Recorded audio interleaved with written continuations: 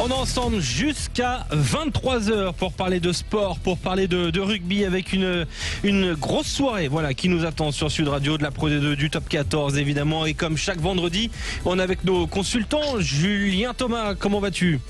Ça va très bien, content de vous retrouver. On est très heureux de te retrouver Julien. Bonsoir aussi à Philippe Spanghero. Salut à tous. Ça va ? Très bien. Et on est toujours aussi, comme chaque semaine, avec Quentin Cavanis. Comment va-t-il ? Il va très bien. Bonjour à tous. Et oui, on a un très joli programme aujourd'hui avec, je disais, du Top 14, de la Pro D2 sur Sud Radio. Et d'ailleurs, je vais vous rappeler qu'à La Rochelle, on aura Dorian Malvoisin dans quelques instants sur Sud Radio. On peut même aller lui faire un coucou dans quelques minutes. La Rochelle-Bayonne, c'est notre temps fort de cette soirée Top 14. On fait la 19e journée en avance. Oui, c'est comme ça dans le rugby français. Et c'est aussi la 17e journée de Pro D2 qui est en cours. Il y a 2 résultats et 4 matchs en cours. Quentin Cabanis, des rencontres. On est en train de rentrer dans la seconde période dans ces matchs-là. Exactement. Et Provence Rugby mène face à Valence Roman sur le score de 13-3. Soyaux Angoulême domine Nevers 10-3. Le Stade Montois est en train de mener face à Aurillac sur le score de 12-6. Le Stade Montois monte. On fait pas des lapsus nous. Et puis il y a Oyonnax qui est en train de battre Carcassonne sur le score de 13-6 alors que ça vient d'évoluer entre Provence Rugby et Valence Roman. 13-6 également après une pénalité transformée par Valence Roman. Oui, des scores serrés donc. Pour l'instant pas de score large. Et 2 rencontres hier, Quentin Cabanis, avec 2 résultats. Exactement, 2 rencontres de Pro D2 hier soir et Rouen a battu Grenoble sur le score de 26-14 alors que Perpignan a battu Colomiers 28-12. On va en profiter pour faire un tour d'horizon de la planète rugby. Il s'est passé beaucoup de choses cette semaine dans le rugby et voilà, si vous n'avez pas trop suivi l'actualité, on va revenir là-dessus avec Quentin Cabanis. Et on va démarrer avec la LNR et les droits TV. Et oui, jeudi matin, la Ligue nationale de rugby a décidé de lancer un nouvel appel d'offres pour les droits TV pour la période 2023-2027. Alors celui-ci concernera uniquement le Top 14, Canal+ ayant obtenu les droits exclusifs jusqu'en 2027 de la Pro D2 contre un chèque moyen de 8 millions d'euros annuels, soit une hausse de 30% des revenus du championnat. On va parler maintenant du tournoi des 6 nations avec la Paris La Défense Arena qui, via Jackie Lorenzetti, s'est portée candidate pour recevoir l'intégralité du tournoi 2021 du tournoi des 6 nations si jamais le principe de la bulle sanitaire est validé par le comité des 6 nations. Et puis on connaît, Alexandre, sanction pour Reisuke, l'ailier fidjien de Nevers qui avait reçu un carton rouge pour avoir soulevé un arbitre, a écopé de 5 semaines de suspension mercredi en commission de discipline. Et enfin, ça chauffe du côté de Montpellier. Oui, alors que Montpellier s'apprête à disputer un match couperé avec la réception de Lyon demain à 18h15. L'entraîneur Philippe Saint-André a pris la décision d'écarter plusieurs joueurs du groupe comme Louis Picamol, Bismarck Duplessis, Alex Lozowski, Gabriel Ngandebe ou encore l'ancien pilier des Saracens Titi Lamositele et puis également Grégory Fichten ainsi que 2 autres joueurs dont on ne connaît pas les noms. Exactement. Et on va en parler dans un instant. 3 news qu'on va développer sur Sud Radio. La Paris La Défense Arena qui pourrait devenir une bulle sanitaire pour le tournoi des destinations. On évoquera aussi Josiah Reisuke. Est-ce que le rugby français ne se prend pas-t-il trop au sérieux? Et puis on parlera des matchs d'hier évidemment en Pro D2, mais avant toute chose on va revenir sur ce qui s'est passé du côté de Montpellier cette semaine avec Fulgence Ouedraogo qui est revenu sur les mots de Julien Thomas. Julien, tu avais adressé un avertissement dans le conseil de classe Top 14 à cette équipe de Montpellier, en disant tout simplement ce que tu pensais, que cette équipe manquait de caractère, que les joueurs, que certains joueurs recevaient, je te cite, des salaires de ministres entre guillemets, sans donner autant d'engagement que ce qu'ils reçoivent de la part du club, et que ce MHR allait très mal et que tu t'en inquiétais. Cette semaine, Fulgence Ouedraogo et Benoît Paillaugue, mais notamment Fulgence Ouedraogo, le capitaine emblématique de cette équipe de Montpellier, a souhaité réagir et ça a d'ailleurs été tout ce qu'on a entendu quasiment cette semaine du côté de Montpellier. Quentin parlait de tension. Oui, c'était une conférence de presse sous tension du côté du MHR et je vais citer Fulgence Ouedraogo Les déclarations de Julien Thomas m'ont déçu. C'est très étonnant de sa part. Il a grandi avec ce club. Sortir ce genre de phrase dans cette période, c'est tout sauf nous aider. Je le regrette. Je n'avais pas conscience qu'il était, lui, bénévole quand il évoluait à Montpellier. Voilà d'autres phrases. On va pas toutes les détailler, Julien. Mais tu as été un peu l'actualité de Montpellier cette semaine. L'actualité, oui, parce que c'était sincère. Et il faut remettre les choses dans l'ordre. C'est-à-dire que c'était après aussi le match, 2 heures, même pas après le match, où on a eu l'émission après Montpellier-Castres, donc c'était à chaud, c'était un ressenti sincère et volontaire aussi peut-être, mais parce que voilà, je suis un enfant du club, j'ai commencé quand même, si on récapitule un peu le parcours, à l'âge de 5 ans au MHR, j'ai fait tous les échelons, je suis monté jusqu'à être pro, j'ai fait mes sélections au MHR, ma famille habite à Montpellier, mon fils joue au MHR. Et il n'y a pas du tout d'être aigri ou vouloir, parce que je veux égratigner le MHR, pas du tout. C'est justement, quand j'ai vu ce match qui était la 3e défaite d'affilée avec les mêmes circonstances, m'a blessé intérieurement. Et ce coup de cœur et de cri, c'était, voilà, c'est que ça m'a révolté. Et donc, ces propos sont sortis, oui, le constat est sorti, parce qu'après le match de Castres, vraiment, j'ai livré sans aigreur aucune, mais surtout chagriné et meurtri par rapport à mon club. Et quand on aime, souvent, on s'emporte. Donc, et le MHR, c'est mon club de cœur. Je ne pourrais pas le voir en difficulté totale. Voilà, mon premier propos, et notamment la transmission, on va dire, de l'héritage des anciens ont fait, que moi j'ai pu faire et que maintenant des joueurs font, et que je reconnais, il faudrait que ce soit que tout le monde se mette au diapason. Mon premier propos que j'avais eu et que ça a fait peut-être jaser, c'était les salaires de ministres. J'ai fait des recherches. C'est vrai que c'est une erreur de ma part, car les salaires ministres sont de 10 000 euros, alors que les joueurs de top 14, on gagne plus. Et certains, voire beaucoup plus. Sans tout dévoiler, on peut dire clairement qu'il y a des joueurs à Montpellier qui gagnent 30-40 000 euros par mois. Ce n'est pas dévoiler des choses gravissimes, c'est une réalité. C'est une réalité, et puis ils en ont bien raison si on leur propose ce contrat, ce salaire-là. Ils ne vont pas dire non, je vais prendre que 10 000. Donc, c'est pas revendiquer ça, c'est que tu prends ça, en plus investis-toi et défends comme il faut et avec des valeurs le club où tu es, même si tu n'es que de passage ou pas. Donc voilà, juste pour le côté salaire ministre, bien sûr que on gagnait, et moi-même gagnais plus qu'un ministre peut-être. Mais après, je veux revenir sur les propos qui soient bien précis. Donc écoutez-moi bien, quand j'ai dit les joueurs pour moi c'est rugby collectif. Donc je mets l'équipe. Mais l'équipe, quand je disais les joueurs gagnent des salaires de ministres, et ça m'énerve de me justifier sur ça, je ne pensais pas que tout le monde allait se dire les 48 étaient dans le même bateau. Et c'est, alors que c'est qu'une poignée de joueurs. Donc ce passage où les joueurs sont que de passage au club, que les joueurs même restent ou pas, il y en a certains, du coup, une poignée, si vous préférez, qui ne donnent pas tout au MHR et qui ne donnent pas l'investissement au vu des revenus ou pas, même, mais de la situation pour aider le club. Donc, ça ne concernait pas certains joueurs qui œuvrent depuis des années pour défendre justement l'ADN et des valeurs, et comme ont pu faire nos anciens et qui ont transmis ça. Donc, je ne pensais pas qu'en disant les joueurs, ça allait de suite jaser et mettre à mal certains joueurs que d'ailleurs je ne pensais même pas en disant les joueurs. Donc oui, c'est une poignée de joueurs. Alors, quand même... Donc, pour finir, pardon, Alexandre, et vous savez quoi, maintenant, il me tarde de voir le prochain titre dans la presse écrite, suite à maintenant ma déclaration, voir s'il va y avoir, bien sûr, un titre racoleur dans la presse écrite. Ah bah, peut-être. Moi, j'aimerais bien faire réagir Philippe là-dessus, avant qu'on clôture voilà, ce sujet Montpellier. Le problème, j'ai envie d'avoir ton avis là-dessus. Le problème, c'est qu'une conférence de presse dans une période sportive aussi délicate du côté de Montpellier, que les joueurs s'en prennent à Julien, c'est une chose, mais pourquoi pas dans le privé? Mais pourquoi, en fait, entre guillemets, polluer l'espace sportif pour ça, alors que ce sont des joueurs qui doivent montrer des choses sportivement? Moi, je trouve qu'en fait, justement, ces déclarations de Benoît Payog et de Fulgence Ouedraogo, Philippe, elles révèlent peut-être un problème qui est en interne, parce que le fait de se focaliser là-dessus, c'est qu'on ne veut peut-être aussi pas voir les réalités qui sont là.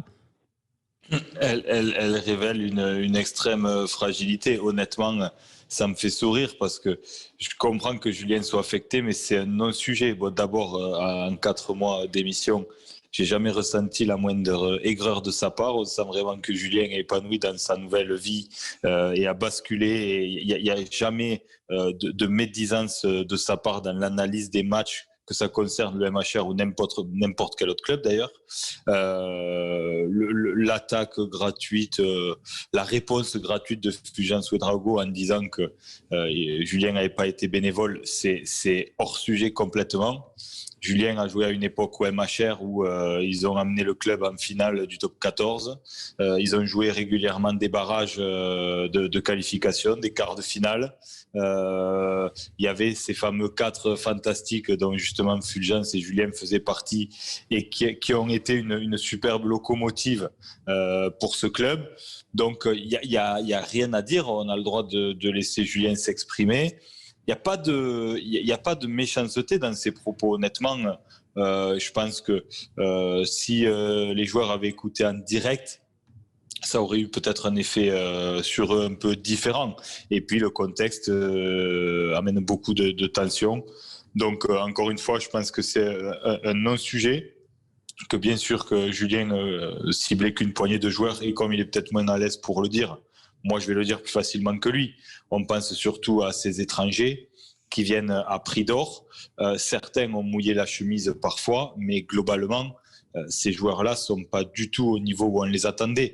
Parce que la défaillance collective de cette équipe de Montpellier, à la vue des qualités individuelles, si les joueurs individuellement avaient envie par orgueil de donner le meilleur sur le terrain, même avec une défaillance dans le coaching, même avec une défaillance sur la stratégie de jeu, par la volonté individuelle des joueurs de dire attendez, maintenant on va remettre l'église au centre du village, ils s'en sortiraient cette équipe de Montpellier.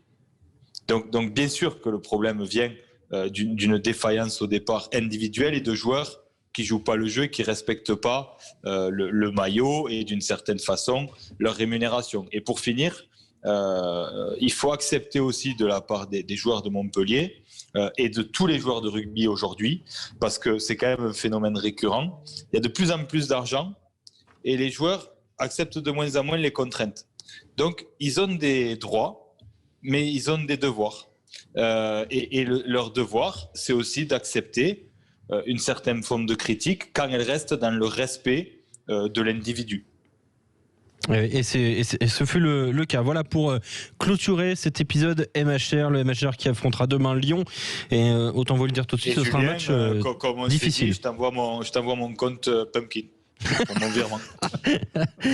On va faire un point sur les scores en Pro D2 avant justement d'aborder une petite page Pro D2. Quentin Camélis. Sud Radio Rugby, le tour des stades. 4 matchs en cours. Exactement. Et Provence Rugby mène face à Valence Roman 13-6. 10 partout entre Soyaux, Angoulême et Nevers. Mont-de-Marsan est en train de mener face à Aurillac 12-6. Et Oyonnax a pris le large face à Carcassonne 16-6.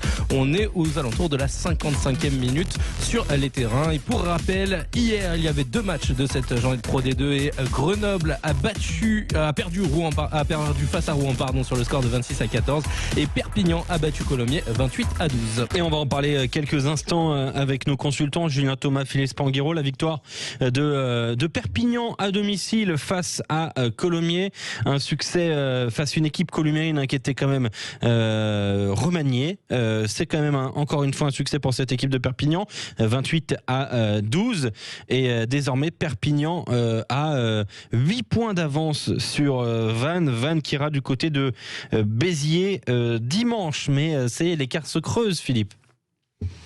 Oui, l'écart est en train de se creuser. On n'est pas surpris. On avait laissé Perpignan sur une bonne dynamique avant le Covid en mars dernier.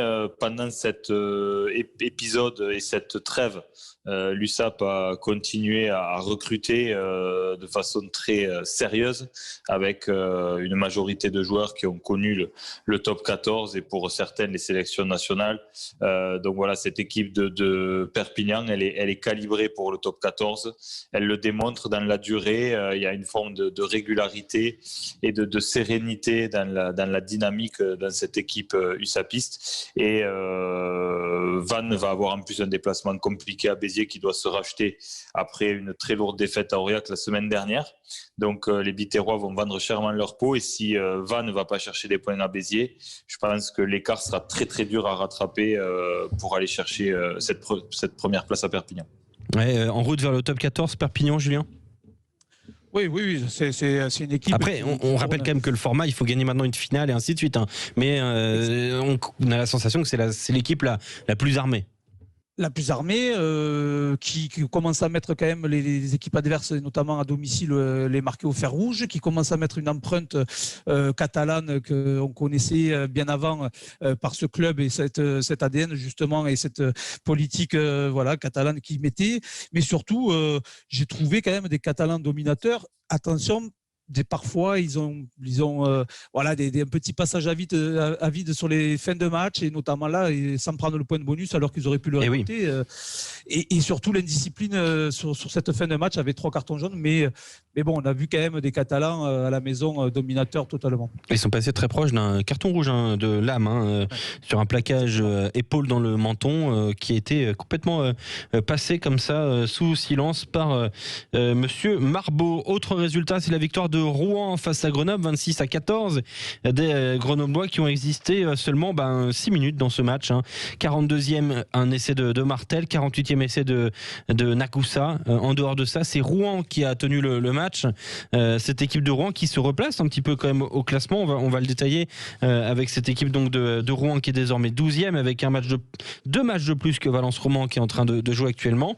Mais Grenoble s'incline de nouveau à l'extérieur, Philippe. Ouais, c'est surprenant parce que on a vu cette victoire flamboyante à Oyonnax il y a quelques semaines avec cette fameuse remontada en deuxième période, et puis on a eu l'impression de vraiment retrouver le Grenoble qu'on avait laissé la saison dernière, qu'on n'arrivait pas à avoir depuis le début de la saison. Et puis la semaine d'après, ils avaient l'occasion d'enfoncer le clou en recevant un petit à la maison, et ils ont gagné dans la douleur sans réussir à mettre leur jeu en place réellement. Et puis là, à Rouen, à nouveau, alors qu'encore une fois, il y a 15 jours, ils ont fait un résultat exceptionnel chez un très gros de ce championnat, ils s'inclinent lourdement sans réussir même à inquiéter cette équipe de Rouen. Donc c'est vraiment, ça a été une fausse joie cette victoire à Oyonnax. On a pensé que cette équipe de Grenoble avait retrouvé tous ses esprits, et visiblement c'est pas le cas. Alors t'as dit Oyonnax, ça me pose problème. Je suis pas loin de mettre un carton jaune, mais tu vois, je suis d'humeur cool, tu vois, ce soir. Mais normalement on dit Oyonnax, Philippe, attention. C'est plus sur Oyonnax. Oui. J'accepte moyennement la remarque parce que c'est un de mes clients, Oyonnax, et j'y vais régulièrement, et je dis régulièrement aux gens là-bas Oyonnax. Oui. Et jamais personne a. C'est normal, tu fais du business avec eux, ils vont pas vouloir perdre de l'argent. Jamais personne n'a osé ne serait-ce que me mettre un carton jaune. Je vous trouve très dur. Et ça, c'est à cause de ton charisme. Oui. D'ailleurs, en parlant de carton jaune, on va revenir un petit peu au terrain avant d'évoquer un petit peu le top 14 dans quelques instants. On va faire un point sur les scores en Pro D2. Sud Radio Rugby, le tour des stades. 4 matchs en cours, c'est la 17e journée de Pro D2, Quentin. Et vous faites bien, Alexandre, puisque ça vient d'évoluer entre Provence Rugby et Valence Roman. Provence Rugby qui mène désormais sur le score de 18-6. Soyons-Angoulême a pris l'avantage face à Nevers 13-10. Mont-de-Marsan mène toujours face à Aurillac 12-6. Et puis Oyonnax mène face à Carcassonne sur le score de 16-6, Alexandre. Ouais, et ce score donc de 16-6 en faveur d'Oyonnax face à Carcassonne. Avant d'évoquer les autres news, et notamment José Raïsouké et la Paris La Défense Arena, un petit coucou du côté de La Rochelle avec Dorian Malvezin. On est allé à quoi, 25 minutes du coup d'envoi du côté de La Rochelle. Quelles sont les conditions, et bonsoir Dorian. Salut Alex, salut à tous, bienvenue à De Flandre pour cette ouverture de cette 19e journée de top 14. Pour l'instant pas de pluie, même s'il y a eu une belle petite rafale il y a 10 minutes de cela de la pluie. Comme vous le savez, on est à côté de l'Atlantique, les deux équipes sont sur la pelouse, prêtes à s'affronter. Il devrait quand même avoir un peu de pluie pendant la rencontre. Un peu de pluie et des deux équipes qui n'ont pas exactement le même niveau de forme. Bayonne s'est incliné à domicile et La Rochelle n'a pas joué depuis 20 jours. Exactement, dernier match de La Rochelle c'était face à Agen lors du premier match en plus de 2021, donc depuis ils n'ont pas joué, donc il faudra reprendre le rythme pour les Rochelais, poursuivre un petit peu la cadence du Racing 92 ou encore du Stade Toulousain. Et comme tu l'as dit Alex, du côté de Bayonne, il faudra se reconcentrer. Même s'ils ont perdu, ce sont quand même bien ils ont bien joué quand même face à la section poloise en s'inclinant que 23-22. Il y a ce match face à La Rochelle, mais derrière il y a du Agen, Brive et Clermont pour les Bayonnais, donc ce sera peut-être un vrai test pour la suite pour les Bayonnais. Et bien voilà, ce sera un match qu'on va suivre évidemment sur Sud Radio dans 20 minutes, le coup d'envoi de ce La Rochelle-Bayonne. À tout à l'heure, Dorian Malvezin. Autre news à développer, Quentin Cabanis, c'est Josiah Raisuke. Exactement, l'ailier fidjien de Nevers s'était fait marquer le 8 janvier au coup de sifflet final de Nevers-Béziers en soulevant l'arbitre de la rencontre, Laurent Millotte, suite à la victoire de ce trophée, de son équipe. Il l'a brandi comme un trophée, voilà. Victoire donc de Nevers sur le score de 30-25. Il est passé en commission de discipline le 20 janvier et il a écopé de 5 semaines de suspension. Ça paraît énorme quand on sait par exemple que le castré pour un coup au visage a pris 3 semaines de suspension. Oui, effectivement, Thomas Seit lui aussi a pris 3 semaines pour un jeu dangereux, notamment pour tout autre acte de jeu dangereux dans le cadre d'un ruck et retourner un adversaire de manière dangereuse vers la tête. Thomas Seit, son coéquipier, qui a pris 3 semaines, lui qui prend donc 5 semaines pour être responsable d'action contre un officiel de match. Le degré supérieur de l'échelle de gravité a été retenu, une suspension de 6 semaines qui a été ramenée à 5 semaines pour des circonstances atténuantes, reconnaissance de culpabilité, expression de remords. En un seul mot, Julien Thomas et Philippe Spanghero, quel est pour vous le mot pour qualifier cette sanction de 5 semaines contre l'ailier de Nevers? Julien. Je dirais logique. Philippe. Logique, mais je peux développer. On va développer. Exemplaire. Ok, alors pourquoi logique, Julien? Je connais ce joueur, j'étais avec lui au Stade Français en 2015 quand il est arrivé notamment en France, et il est très impulsif, même c'est un compétiteur mais agressif sur le terrain. Et en regardant un petit peu même son palmarès après en partant du Stade Français où j'étais avec lui, où déjà il avait reçu un carton rouge en Champions Cup à ce moment-là, où on jouait ensemble en première mi-temps face à une équipe, il me semble, italienne. J'ai regardé son bilan, il a fait 2 ans, donc sur les 6 ans en France de championnat, que ce soit le 2 ans au Stade Français et le reste à Nevers, il a eu quand même un bilan de 5 rouges et 10 jaunes. Donc sans compter 1 ou 2 sorties nocturnes mal finies. Voilà. Donc sur 6 ans en France. Donc je pense que la sanction de 5 semaines aurait pu être un peu moindre, mais vu son passé et son antécédent au niveau disciplinaire, lui a coûté cher aussi. Ça lui a coûté 1 semaine de plus, précisons-le. La Ligue nationale de rugby qui communique après prise en compte des facteurs aggravants quasi disciplinaires, la sanction a été augmentée d'1 semaine. Pourquoi exemplaire pour toi, Philippe ? Parce que c'est délicat à juger cette histoire, parce qu'on a tous été d'accord pour acter le côté bon enfant du geste. Mais malgré tout, les règles sont assez claires. À quel moment, demain, c'est bon enfant, à quel moment ça l'est plus? Si demain, il y a un joueur qui plaque un arbitre pour rigoler, que ça fait rire tout le monde, est-ce que c'est bon enfant, est-ce que ça l'est pas? Donc, quelque part, je comprends qu'il faille pas trop déroger d'un point de vue des instances par rapport à ça. Parce que après, ça ouvre un débat permanent sur où est la limite du respect de l'officiel et du non-respect. Donc malheureusement, il n'y a pas à polémiquer plus que ça. Le geste était pas du tout anti-sportif. Le geste n'était pas malveillant, mais en tous les cas, la règle est ce qu'elle est. Et pour pas ouvrir la boîte de Pandore et devoir en permanence ouvrir un débat sur où est la limite par rapport à l'attitude vis-à-vis des officiels, il fallait être exemplaire.